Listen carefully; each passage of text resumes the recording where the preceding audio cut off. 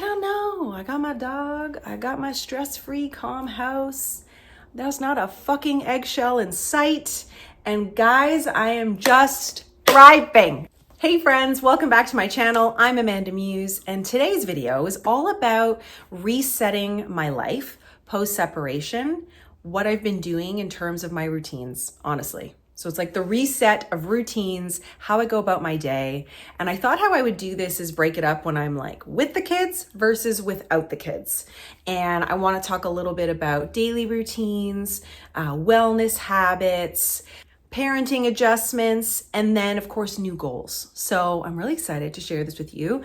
It feels really nice to be back. I've really enjoyed your comments on my previous videos. I thank you so much for engaging with my content. It's one of these things like when you've been doing it for as long as I have, which is like a very long time, because my first video, Esme was 6 months old and now she's 13. So time flies, right? But it can feel a little weird to come back when you've had a shift of a season. And by the way, I'll put a little timestamp if you don't want to hear me rant about this and you just want to get to the good stuff. Check the timestamp. But what I will say is that I remember back in the day, there was like all of these mommy vloggers that I was following and we were friends and we all had babies around the same age. And then when the kids stopped being babies and there was a season now to adjust to either older kids or focusing more of the content on yourself as a parent, as a mom, there's a lot of people that just couldn't make the shift. And so I've done a lot of these little transitions over the years. This, I feel, is the biggest one because it's the biggest change and so many people have so many feelings about it, which is really weird, honestly, as a woman just living the life that I need to live. It does feel really weird to have so many people feel, and maybe it's not so many people, but a small amount of people feel very strongly about a decision that I've made, that a relationship I'm in, not even them.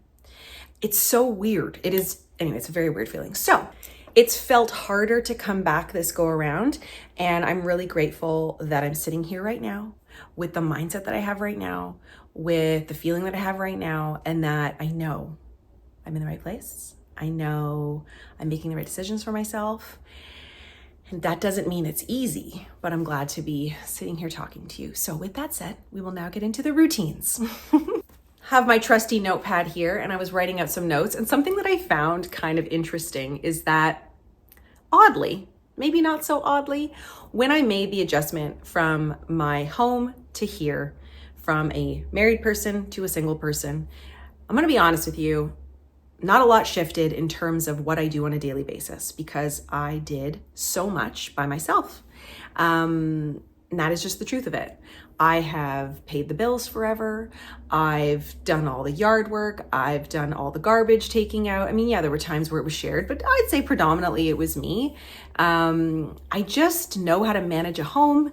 I hate grocery shopping, still hate it. Don't like doing it. So I order my groceries. You know what I mean? So there's things like that have shifted, but I'd say that there wasn't really anything that I had to learn how to do having been on my own. So I feel really grateful for that. So side note, if you're in a long-term relationship or a relationship of any kind, just make sure you maintain your independence. That's such an important part of being an adult. So that's just a little life hack. Stay independent. I think you can be dependent on another person and have other people be dependent on you, but you don't have to lose your sense of self. So I think something that you're going to see throughout this video is that a lot of what has shifted is how I'm reconnecting to me, how I'm reconnecting to my dreams, to my goals, to what I want from this life and what I find important. That is something I have always struggled with. I'm not entirely sure why. I can't really put my finger on it. But it's just been a tricky thing for me. I've always said, I don't know how to have dreams. I don't know how to set goals. Like, although I accomplish things, I think I could be doing so much more once I figure out what I really want. I think maybe the first thing, I have my kids this week. So let's talk about life just in the day-to-day when my kids are home. I love it. First and foremost, I love a loud house. I love a relatively messy house. I love a full fridge. I love all of that. So in terms of parenting and, just daily things, I have way more groceries the week that I have my kids versus the time that I don't. Right now we're doing 1 week on, 1 week off. That will shift soon. But for now, we're doing it this way. And so what I find is like, I'll do a huge grocery run at the start of the week and then maybe one more midway through the week. And then they're back to their other house. And then I kind of just nibble off whatever's in the fridge over the course of the week. So that's something that's like a little different is, you know, if you come into my house and open my fridge, you'll know if my kids are home, basically. I mentioned at the top of the video, I really don't like grocery shopping. I still don't. It's like, to me, just a giant waste of time. So I much prefer to order my groceries online, either have them delivered or pick them up. I will go to the grocery store. I just don't love it, you know? I also don't love how much money you can spend sometimes when you're hitting up like Costco or something, you know? I'm just like, why do I want all of this? I will say, because I don't have a big deep freezer in this rental, I'm not buying as much stuff. So that's really handy. And also I need to stick to a budget pretty diligently because I am just the one income. I will say something simple, like, who doesn't love takeout every now and then? But something I do differently is I actually drive to go get it. So I was using the apps back when I was living in my other house and I was ordering food. And honestly, like, you probably don't even notice how many little charges kind of add up every now and then. And it's not in the budget. So if we're gonna have a treat, I'm gonna go out and get it, or we're gonna go to a restaurant and we'll just treat ourselves that way and have it be like a once on an occasion rather than the regular. So that's something that's a little different. But like waking up early and making their lunches, I mean, I've always done it, so I always do it. And nothing's changed in that regard. I will say, I think because it's just me in charge of doing the groceries, I always have what I want on hand. So that's really handy. I don't find there's that like, oh, I wish there isn't that struggle of like, oh, I forgot to get this or I didn't get that. Like it's just me. So I know exactly what I have in the house at all times, right? So it's kind of like a well-oiled machine, you know what I mean? In that sense. One thing that's kind of funny is that I think my kids have a little bit of a later bedtime than they've had before. I find that because it is just me doing all the things, I honestly get real tired, like kind of early in the night. And I wouldn't even say it's early. It's like 10:30 at night. But those little stinkers, I mean, they are my children and I am a night owl. I mean, even my Aura ring will tell me that I'm like an evening person. Well, early evening, I guess, chronotype. But they do stay up a little bit later. I'm not as strict with bedtimes. And so that's something that's been a bit of a shift. And now they put me to bed, which is kind of funny. And I guess it's like natural consequences. If they go to bed too late, they're going to have a painful wake up. And that is just the way she goes. So that's a bit of a shift. With the way that I parent, nothing's really shifted. I do everything the way I've always done it. I'm a very involved, active parent. Like last night, I was bike riding with Jack. Esme loves to go and get like a little Starbucks treat. I go do that. If they want to go on a walk, like Jack and I did a hike on Sunday. Like I'm down for whatever. Pickleball season's coming. I like to go swimming. We did that 2 weeks ago. Like I am down for an adventure. I've always been that way. That hasn't changed. So that's great. One thing that's a little different is that I would always have my dad come out for visiting, like a lot, and I would see him frequently.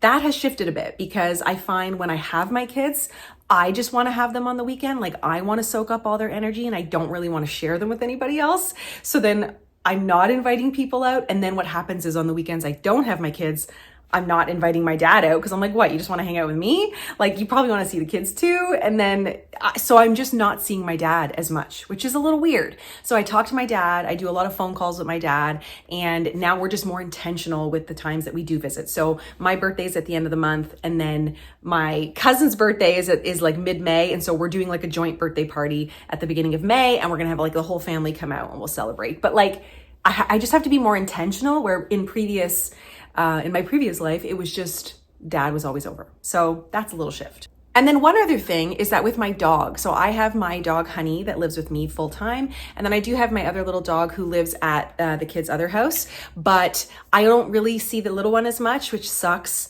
But the little one was also my ex's dog, honestly. So I have my dog, he has his dog, all good. But one thing, I don't have the big backyard to just let Honey go roam free. So I'm walking a ton. She needs to be walked at least twice a day. So what I find I do a little differently is that when I drive the kids to school, I will go for a little walk near the school. And I love to do that with Honey. I put her in the trunk on the way to drop the kids. And then I'm like 2 for 1, I'm outside for a walk.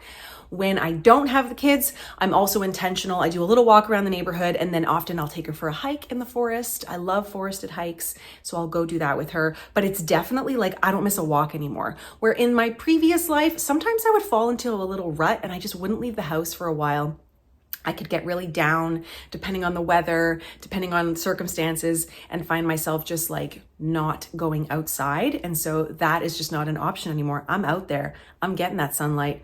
We're doing things, we're getting those steps. That's been a wonderful shift for me. And I think that's kind of a pro of having a dog, is they force you out. I mentioned at the top of the video that something I've just noticed is this reconnection to self, right? And so how I've been doing that is with things like these walks. Like I absolutely love walking, so I get out there all the time.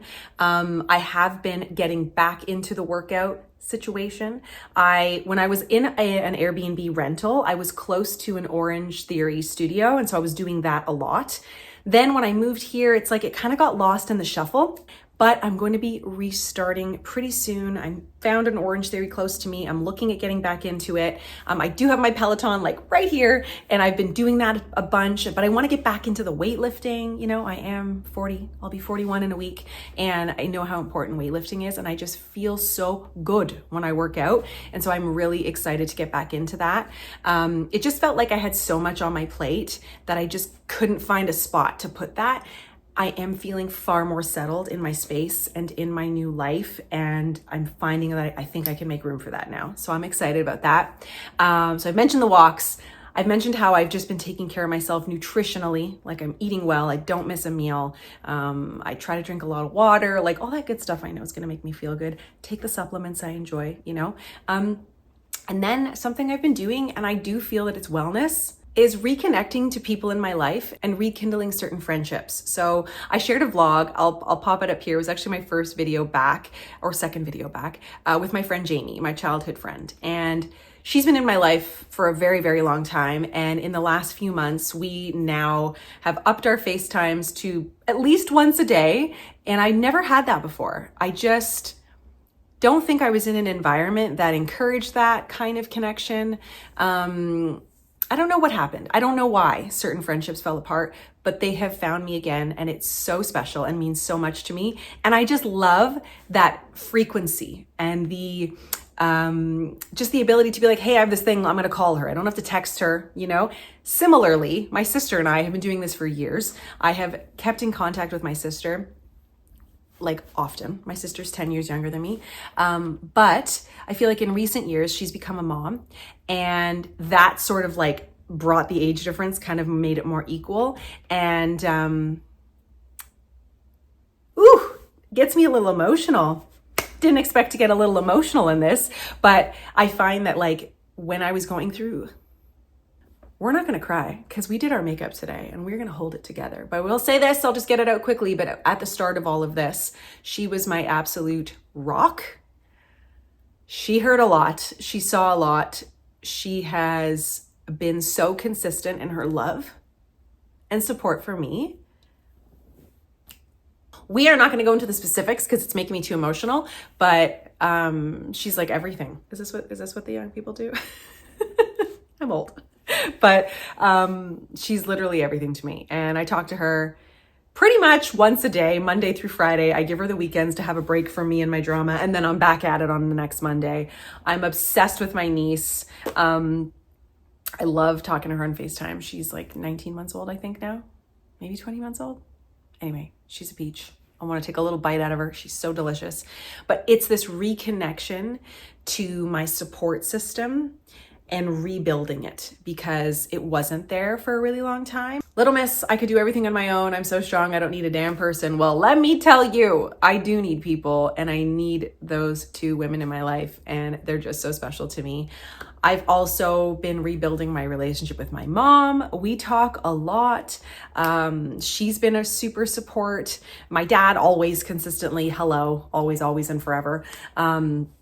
My partner, like I'm dating someone and he's very important to me, and that relationship's really important. And there's just been like so many people, my friends, like there's just been so many amazing people, and I'm so grateful for them. I'm so grateful for them. I'm trying not to cry. I love them. My God, you know?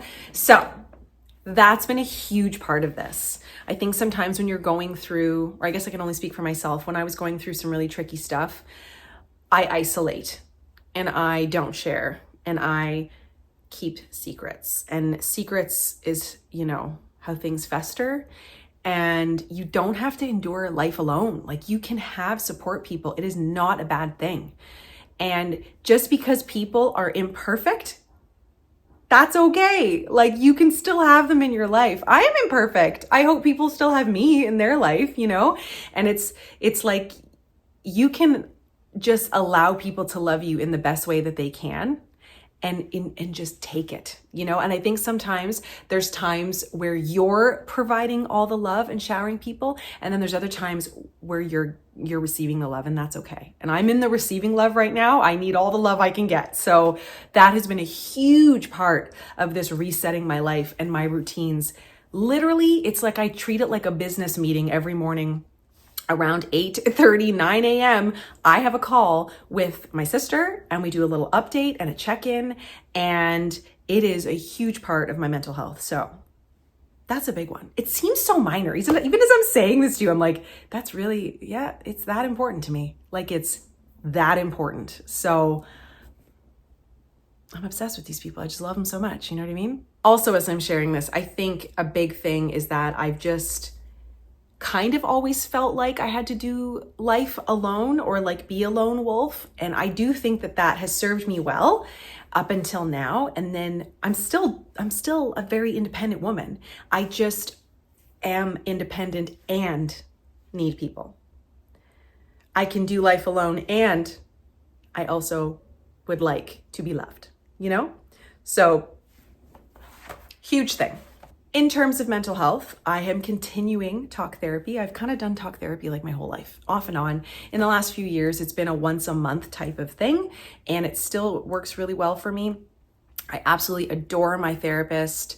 I appreciate her insight, her intellect, her age, her life experience. There's so much that she offers me, and just to be heard and validated and challenged and look at things from a different perspective is really important to me. And so I make sure not to I never miss an appointment. You know, it's once a month and it's absolutely essential to my mental health. I mentioned that I have a partner, so dating has been a really fun aspect of my new life. When I'm not with my kids, I go on dates. I go out and we have, you know, adventures. We also go for drinks, just casual, sitting in a bar, you know, shooting the shit, talking about our days, making eye contact, smooching, all the wonderful things that come with dating. I'm allowing myself to just soak in this time. I'm allowing myself to be loved and cherished and adored, and it just feels so fucking good. I don't even know. Oh my God. Do you know what I mean? Oh my God. What can I say? What can I say? It is a wonderful thing. I do sometimes feel like I missed some of that stuff. This man is very much a match to my energy, loves to just be where I am, wants to do things I want to do, talks and is excited about things I want to talk about, and vice versa. And it's just so much fun, and it feels so nice just to be having fun. And I love it. I absolutely love it. So that is a super, really fun, special part of my life. I love it. I feel like that little flirty, adventurous side of Amanda is alive and well, and it is just a really important part of my life. And I realize that it's always been really important, that level of intimacy with a partner. And intimacy is just not the physical stuff. Like, it's all the fun things you get to do and how you connect. And I'm just absolutely adoring this season. And so I'm having so much fun. That's a huge part of my new life, and I love it. And also being social with his friends and his family. And it is a very new experience for me. I didn't do a lot of that before, and I am the biggest extrovert social butterfly that exists. I can talk to anyone, and I love it. I literally love it. I've often said an introvert and extrovert, like, you can define them how you gain energy. I gain energy by plugging into other people, like like light up like a goddamn Christmas tree. And so I have so much fun being around people. He's a little bit more on the introverted side, which is fine. Throw me in the ring. I'll take care of it. You just follow behind me. So I absolutely love this new season. It's so much fun for me. I'm gushing. I'm also sweating because I get anxious. Okay. Something that has surprised me about living on my own is I thought I would be really nervous about sleeping on my own in my own place, or I don't know, just like if a toilet breaks or if something needs to be fixed. Guys, I got this. I have no stress. Well, I mean, I have stress, but I go to bed fine. I sleep like a damn teenager, okay? Like, I don't know. I got my dog. I got my stress-free, calm house. There's not a fucking eggshell in sight. And guys, I am just thriving. I love this place. I mentioned in my other video that I'll probably only be here for a year, but it has been the happiest little 6-month bubble. And I just know that when I look back on this time, there is a lot of noise, but this is like a little cocoon of love and calm and peace and happiness and joy. And I just freaking love it. So that surprised me, because I think sometimes when we think about being alone, there's all this fear. I don't have it, really, like ever. So even my first night, I was a little anxious and apprehensive leading up to it, because when I was staying in the Airbnb, I was a little anxious in the Airbnb, but I also realized that I wasn't surrounded by my own things. I didn't always have my dog with me. I didn't really know the neighborhood. Now that's not the case.